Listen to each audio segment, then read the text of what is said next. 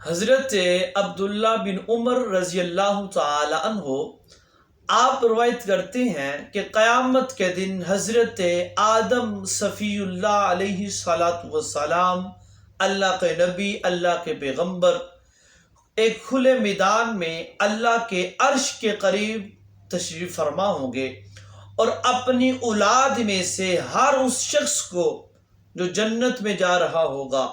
اور ہر اس شخص کو جو دوزخ میں جا رہا ہوگا اپنی آنکھوں سے دیکھ رہے ہوں گے۔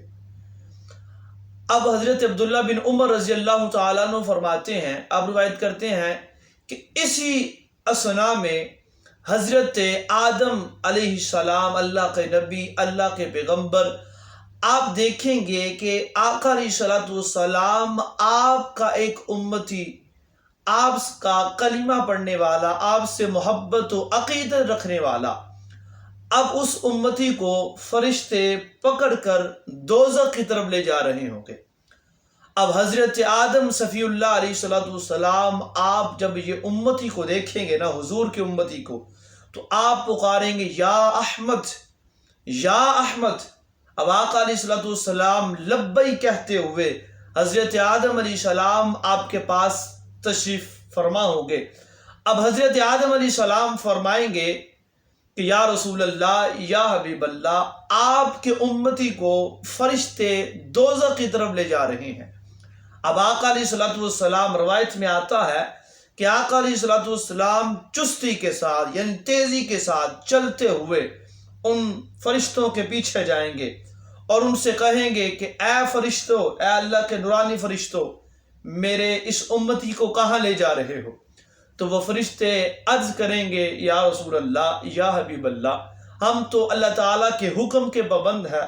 ہم تو اللہ رب العزت کے حکم کی تکمیل کرتے ہوئے، اس کی تعمیل کرتے ہوئے ہم آپ کی اس امتی کو دوزخ میں لے جا رہے ہیں، کیونکہ آپ کی اس امتی کے اعمال کو تولا گیا۔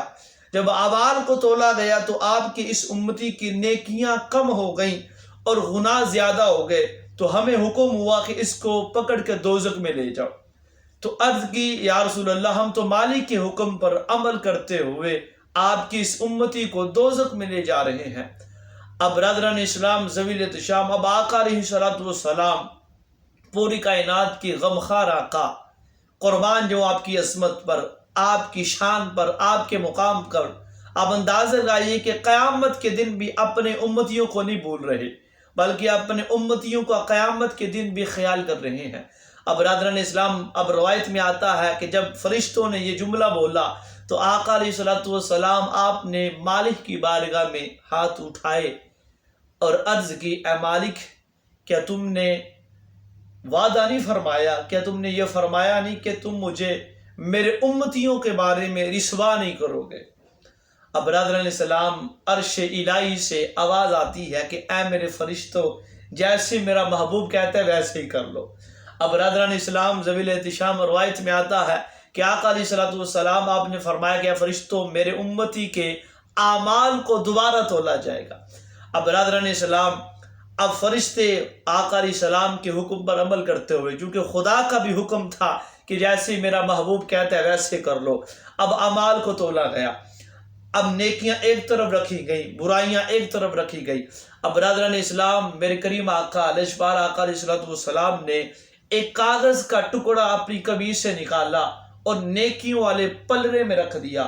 اب جیسے ہی وہ اعمال تولے گئے تو برادران اسلام، وہی نیکیاں جو پہلے کم تھی، لیکن آقا علیہ السلام آپ کے وہ کاغذ کا ٹکڑا رکھنے کی وجہ سے وہ نیکیاں زیادہ ہو گئیں۔ اب غیب سے آواز آتی ہے، اے فرشتوں، یہ بندہ خوش بخت ہو گیا ہے، اس کو پکڑو اور جنت میں لے جاؤ۔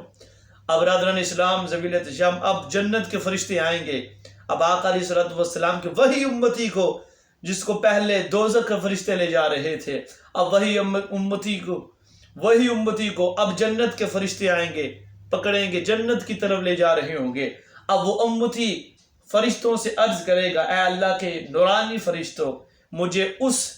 بندے کا چہرہ تو دیکھنے دو کہ جو اللہ کی بارگاہ میں اتنا بلند مقام رکھتا ہے، جو اللہ کی بارگاہ میں اتنی اعلیٰ شان رکھتا ہے کہ جس نے میری سفارش کروا کر مجھے جنت عطا فرما دی۔ اب برادران اسلام، ذویل احتشام، اب وہ امتی آقا علیہ السلام کا حضور کی بارگاہ میں ملاقات ہوگی، وہ عرض کرے گا کہ اے بندہ خدا آپ کون ہیں اور آپ نے میری سفارش کروا دی؟ تو آپ فرمائیں گے اے میرے امتی میں تیرا نبی محمد مصطفیٰ ہوں، اور وہ جو تم نے دنیا میں مجھ پر درود و سلام پڑھا تھا وہی درود و سلام تیرے کام آ گیا، جس کی وجہ سے اللہ رب العزت نے تیری بخشش و مغفرت فرما دی ہے۔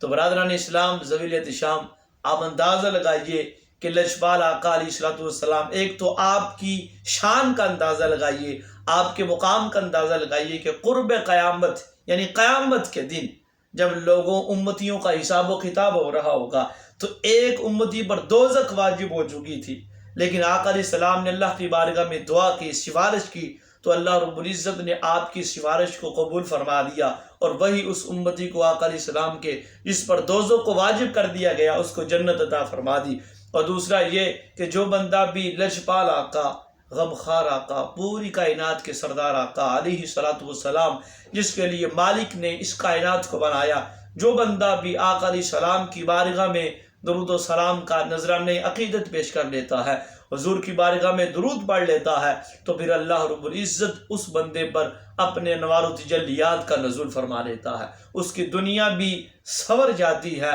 اور اس کی کل قیامت والے دن آخرت بھی سنور جائے گی۔